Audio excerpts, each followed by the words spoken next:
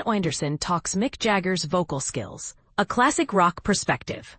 Imagine being a rock legend known for your incredible skills and iconic performances, but having to face the harsh reality of aging and its impact on your craft. This is exactly what's happening to Ian Anderson, the lead singer, flautist, and guitarist of the British rock band Jethro Tull, who's about to turn 78. In a recent interview with Phil Aston of Now Spinning magazine, Anderson opened up about the challenges he's facing as he gets older, and he didn't mince words when it came to his thoughts on other rock stars, particularly Mick Jagger. But here's where it gets interesting. Anderson's comments about Jagger's vocal skills have sparked a lot of debate, and we're about to dive into the details. According to Anderson, Jagger didn't set the bar very high when it comes to vocal skills, and this is largely due to his style of singing, which is more about shouting and running around on stage than actual vocal technique. Anderson explained that Jagger's approach to singing is very different from his own, which involves playing the flute and requiring a lot more precision and control. You can be physically animated, but there's a degree to which you can only do so much if you're playing a flute, Anderson said. If you are Mick Jagger and you're just running around with shout-out vocals, then, yeah, no disrespect. But Mick Jagger didn't set the bar very high in terms of vocal skills right from the beginning. This is a pretty bold statement, and it's sure to ruffle some feathers. But Anderson's not just talking about Jagger's vocal skills. He's also discussing his own struggles with performing as he gets older.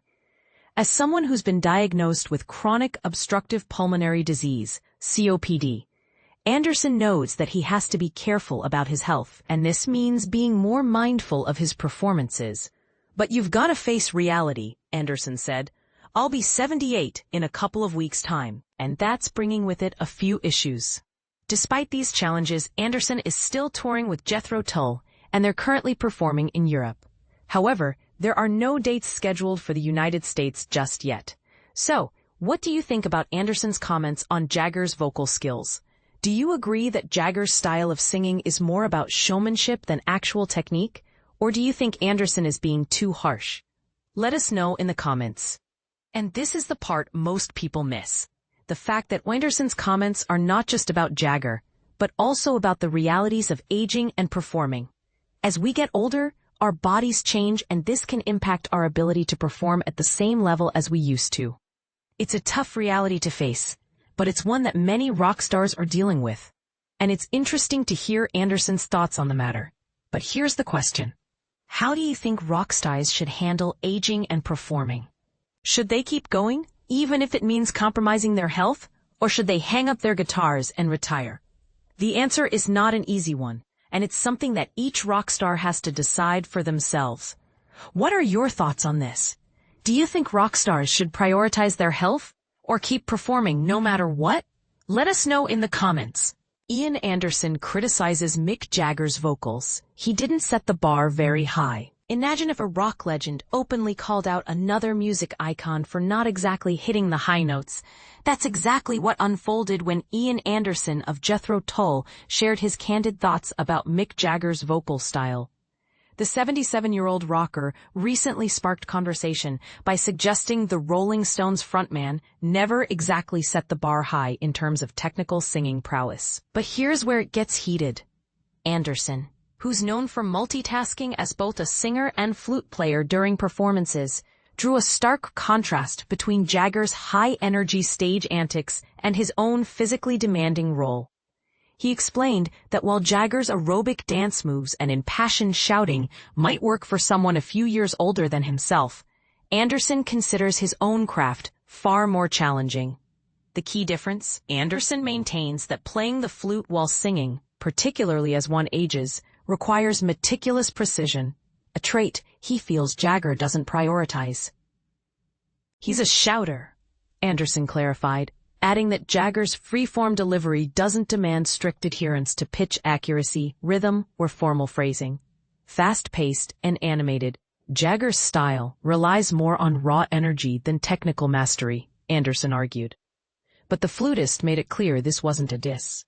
No disrespect, he emphasized before breaking down why he views his own role as uniquely taxing.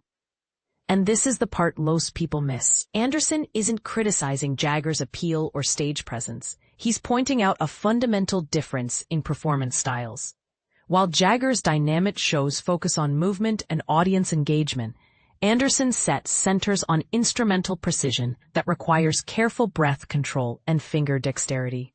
It's a divide that begs the question, should artists be measured by technical skill or by their capacity to electrify a crowd? Anderson's comments highlight an age-old debate in music. Whether raw emotion or practiced skill holds greater value. The answer isn't so straightforward.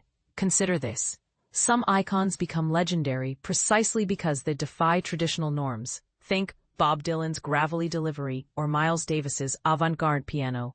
Others, like classical-trained artists, excel through rigorous discipline.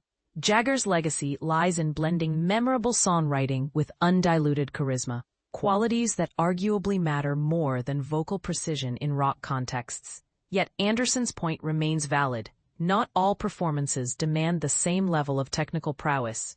So we're left to wonder, does setting a low bar in some areas take away from an artist's achievements? Or does it simply reflect a different artistic path? Cast your vote in the comments below. Either way, Anderson's remarks remind us that the challenges of performing vary wildly between instruments, and some artists' greatest strengths may lie outside traditional metrics. Ewan Anderson on Mick Jagger, vocal skills and aging in music. In a candid and somewhat controversial interview, Jethro Tull's iconic frontman, Ian Anderson, opened up about the physical challenges of performing at an advanced age, and in doing so, he didn't mince words when it came to his peers in the industry. But here's where it gets interesting. Anderson's comments have sparked a debate about vocal prowess and the true measure of a performer's talent. Let's dive in and see what he had to say. Anderson, who has been battling chronic obstructive pulmonary disease, COPD, since 2020, has been quite open about his health struggles. Despite this, he continues to tour with Jethro Tull, proving that age and health issues are no match for his passion for music. The band's European tour is scheduled to run until 2026, a testament to Anderson's resilience and dedication. In a recent conversation with Now Spinning magazine, Anderson discussed the physical demands of singing and playing the flute at the age of 77. He noted that while some performers can get away with being physically animated, there are limits to what one can do when playing an instrument like the flute. This is where things get controversial.